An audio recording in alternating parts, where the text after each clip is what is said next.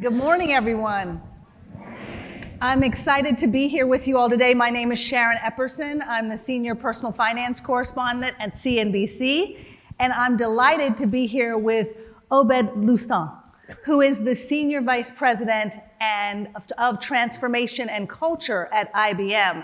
And it's exciting to start our morning talking about transformation and culture because these are two roles that one may not normally put together. But about 2 years ago, his CEO had the bright idea that these are pivotal roles that need to come together, not just for IBM, but for the workplace in general. Tell us why, Obed. That is fantastic. So I would love to be able to take credit for the awesome job. However, it wasn't. All I did was accept the job. The CEO created it. So I'll share a little bit about our story as to why I think when we had the conversation about why he designed the job in this particular way. So we're 110 years old as a company. I'm not 110 years old, but the company is 110 years old and a technology company. You do not get to be a 110-year-old technology company without learning and having a fundamental element of transformation. And so from that standpoint, in order to drive the next wave of our particular transformation, because we had gone through a long period of productivity and efficiency, but we really needed to drive a real growth mindset into the organization. And he saw that was pivotal through people. Right. So the next front. So while we've shifted our portfolio, while we've shifted our ways of working, it says we needed to really focus on the skills transformation of the organization and drive a real growth culture. So that's where we put together the components of leadership and succession planning. Right. Because as you're defining what your culture is, you could easily erode the narrative by who you appoint into jobs. Right. It doesn't matter what you put on walls. It doesn't matter what rhetoric you say. Our people in an organization will say, oh, that's who they promoted. That's who they put in the leadership role. That tells more about what the culture is of the organization. Also, DE&I, looking at, ensuring that we've created the most equitable and inclusive culture, skills, learning, mobility, careers, as well as talent acquisition, who you bring into the organization. I also have a great team of consultants who work internally to help to work with our most senior leaders on transforming their business models for the future. That's fascinating. But it really does take more than just having mantras on the wall or opening a meeting with a phrase. You have to see it in action. And when I think of IBM, again, I do think of the century-old company, and I think about, I must go to a school that is expert in STEM. It has to be a top school in terms of computer science or technology, and that has changed at IBM also. Can you talk a little bit about how that skills-based approach, not so much the series of degrees, which is what I would think that you would need to come to a company like IBM. How has that changed? And can other companies do the same, or should they? Love the question. So about 7 years ago, we started on a journey around skills versus degrees. And the premise was, and it started with a business problem. The business problem is that we saw more than 700,000 IT jobs that we did not have talent for. So there was a shortage of talent. But the paradox was that there was an abundance of individuals who were not who were available in the labor force. So we said, well, what are those barriers that we're putting up as an organization that is preventing really qualified or talent to be successful into roles that we had available to us? So we started with the cybersecurity in the cybersecurity world because that was the place where we had the greatest shortage. And then we looked at our requirements, our job descriptions, and then we saw that we put what I would describe as dumb barriers in place that prohibited a number of talented individuals from applying. And that was the degree. So these jobs at that point, more than 90% of our jobs required a bachelor's degree. And when you think about that, in this country, right, of individuals who are 25 of age or greater, more than 62% of those individuals do not have a degree. So think about who you are excluding. And then when you look at organizations that's trying to diversify. When you look at the Hispanic population, that is 79% of the organization that you're excluding. When you're looking at the Black population, that's 72% of the population that you're excluding. So from that standpoint, we said, man, what are the real requirements that we need for the job? And then we realized that there were real life experiences that were more important than the degree. So it's to decode what is under that degree that we were hiding from that barrier, and then saying, what's the real skills that we need? And then we've seen phenomenal results from it. We get individuals who are motivated and passionate and curious, willing to learn. We're seeing higher retention rates.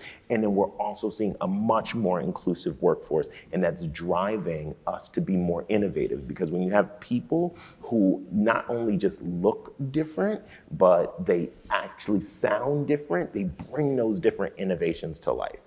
And to the last part of your question, should others do it? Absolutely. So I'm part of a consortium, and I've been working with an organization that's called 110. 110 is a foundation that is, over the next 10 years, is looking to employ promote, and career mobilize 1 million Black talent over the next decade. And one of the things that it's been, so with 60 companies now that it's working together, and it's looking at that from individuals who don't have degrees, right? So working with those individuals, there was an airline, one of my favorite stories is as the airline started to look at, do they really need degrees in certain job roles? And they removed the degree requirement for the airline pilot, right? So, and then you might say, and some people sort of panic a little bit when they say that, and it says, but think about it. When you're in a flight, right, are you more interested in somebody who has experience or a degree? Right. I know, as I just landed, it's experience, right? And then one of the things that they found was one of the greatest places to find talent was veterans. Yes. Right? Think of the experience that those veterans in the Air Force will get. So I think that it's a movement of shifting towards skills versus degrees. Yeah, but it requires resources. So I'm thinking of those who maybe they're not working for a company of this size with the resources of IBM, thinking, that sounds great, but I need someone to hit the ground running day one with this particular skill. So how do smaller, medium-sized companies, not global enterprises, do what you're saying? I think it's a great question, and I think it's about reviewing. There's two things that I would call out, and I'll add a third, a bonus, a 2 + 1. One is, I think we have to look at the job descriptions and really look at what is the success profile of the jobs. And then so we've been screening out individuals way too easily and not really just putting in a little bit more thought on what is the skills that is necessary to be successful in the job, point one. And then that doesn't require a big sophisticated staff to do that. It just requires to pause and think, right?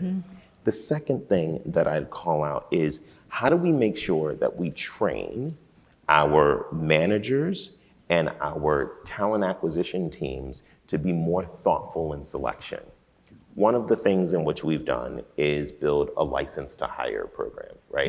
Yeah. And then it says, hey, look, hiring into an organization is a big decision, right? And then because those individuals it talks about your culture, it talks about the skills that you have, et cetera. So teaching the interviewer, in teaching the manager, teaching the talent acquisition professional is how to look for skills versus those other dumb barriers. It's something that is not hard to do, but it causes pause. And then so just like if you are driving without a license, there's a penalty. Likewise, if you're hiring without a license, you just don't. I love this. There's opportunity. So from that side, I think so the +1 would then be wraparound support, right? So for any investment, you'd want to protect your investment. So what are the mentorship, what are the onboarding experience that you want to give somebody when they first come into the company? And that isn't hard either. It just takes planning and thought. And these are things that we learn in the interview process that we can then wrap around support for the manager and for the candidate. So a lot of this, it seems, takes time to sit back, as you said, and think about what you're doing in terms of the role you want to fill, the process that you go through in terms of interviewing and also advancing talent within the company. But when I think of IBM, I also think you have all kind of fancy systems that you can just do it with a push of a button and find the right person. How does artificial intelligence factor into your hiring and this model that you're describing? So we have been over the last several years have been working on building artificial intelligence into everything that we do, right? And we use it as a supplement, or what we would describe as augmented intelligence. At the end of the day, it is a manager who has to make a decision. But could we help to use technology to then help to surface to ensure that the candidates that are screened are diverse? Right? Could you help to surface those candidates who meet the criteria, but may not be, because they're in a large candidate pool, may not be surfaced, and use artificial intelligence to be a good support or a digital agent or an aid to a recruiter or to a manager? Could you help to look for inequities in different constituency groups and then to surface those so that a manager then has full visibility? Can you use and we've been using artificial intelligence to ensure that the hiring panel, right? So the person that the candidates see is diverse, right? So from that standpoint, that they get an element of better understand the culture and the diversity that you have and that you bring forward. So these are types of areas where we've used artificial intelligence or augmented intelligence in the hiring process to help us to put our best foot forward with our candidates and then make the best selection decisions. It's important to have the AI help to inform the panel making the decisions and all of that. And you talked a lot about what you've done as a senior leader and the executive team coming together. To make this transformation really work, though, you need buy-in, right? Yes. You have to have buy-in from employees. So how can companies and employees actually work together to create transformation and a culture change at a company? I think it's a great question. I think it's really important that in any culture transformation, you have a couple of things. One is, the leadership is responsible for clarity of the outcome, right? Real clarity of the outcome, but it is used with input, right? And then I think organizations in today's environment especially have to co-create with the workforce, right? And then so I'll give you two examples of where we've been able to do that most recently. One is as we were defining our new purpose statement. So our IBM purpose statement is to be a catalyst to make the world work better. And the way that we came to that was a co-creation with our employees, right? So it was through a jam where we're able to then A jam. A jam. So you all have jams? We have jams. HR has jams? I never heard this before. Okay. We invited all employees to engage in an ongoing conversation, right, about what is unique, what is differentiating, what is motivating about their experience as an IBMer, and what is our specific place in the world. And then it came down to a catalyst, because it's not just us alone. It is when we partner with communities, with clients, with partners, that then we make, and together what we're trying to accomplish is to make the world work better. And then that could be anything from our technologies and solutions in the areas of hypercloud and AI and quantum, or it could be around more inclusive labor practices, right? It could be in the designing of apprenticeships. It could be in, ensuring that technology is more inclusive. So we use that forum for IBMers to express what it is that guides them from a purpose standpoint. We did that same exercise around our culture. Or around our values, rather.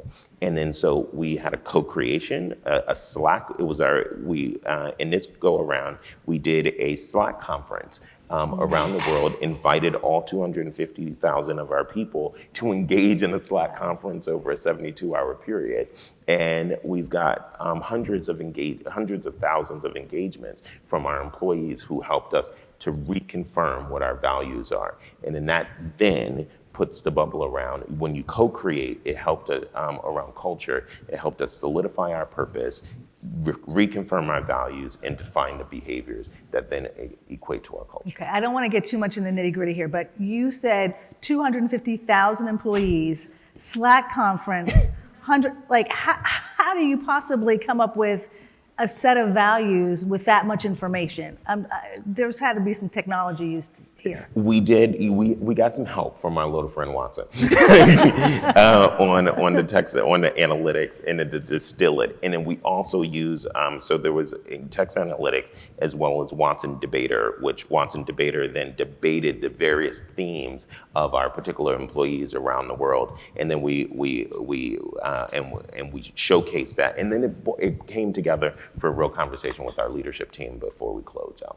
That is fantastic. When we're looking at the labor market right now, you mentioned something about apprenticeships, and I'm thinking about how you approach making sure that your employees have recession-proof skills that you need right now, but skills that are going to they can carry with them.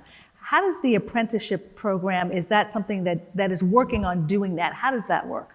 It does. So I think there's two things that comes to really build it, ensuring that you're recession-proofing skills. From a company standpoint, we have to be able to build the tools and the platforms for people to learn. So we've built Your Learning, which is a social platform for learning that then enables 98% of our employees to engage in the platform on an ongoing basis. The second part is include a culture of learning, right? So as part of performance, skills is one of the two things that is measured as part of performance. And then so as well as gamifying learning, right? So we've created things like super learners, gold learners, silver learners, and then that has motivated individuals to learn and want to learn more. And then so I think and in our apprentices, what we found is by putting a series of digital badges, by putting the platforms and the tools and gamifying it, that the average IBMer actually consumes about 90 hours of learning, up to 9.3 million this year. Our apprentices consume 200 hours, right? They are earning, they are learning, they are gaining digital badges. So one of the advantages of modernizing apprenticeships and then which then drives a more inclusive workforce. We've also, from a success standpoint, we've seen 90% of those apprentices convert into full-time roles. So from a standpoint of creating opportunity, create the platform, create the culture that generates a return. Excellent. I have to, full disclosure here, I think this is really engaging, and that is why this clock keeps telling me I have more time, and I don't want to go over 10 o'clock. Can someone in the back just flag me how long I have? I have to wrap. So obviously, I've enjoyed this. I hope you all have too, but Obed, I have to ask you this, because this is just one more. You gotta do this in like 1 minute. Right. But what do people take away from this? The three things, I know 1 minute, three things that these HR leaders and professionals need to do, because they're like, we're not IBM. How are we supposed to do this? I'm gonna tell them, Watson, what? They're gonna say, I can't do this. So you have to tell them, what can they do now? What do they need to do now? So I think there's a couple of, so in 30 seconds or less. One is shift the mindset of skills versus degrees. I think it will open the aperture of the talent pool that you have. Second is to review and then really build, let's pause, think about your sourcing methods, right? Are we including and ensuring that we're looking at boot camps, community colleges, more inclusive talent pools that then helps to build a more diverse workforce? And then third is to focus on inclusion and not diversity alone. Right? It is not, I've said to our population over and over again, it's not enough for us to look different if we sound the same. That is not going to be the power of what drives us towards innovation and building a real growth culture. Fantastic, Obed. Pleasure Obed being here. Louissaint. Thank you. Excellent. Thank you all very much.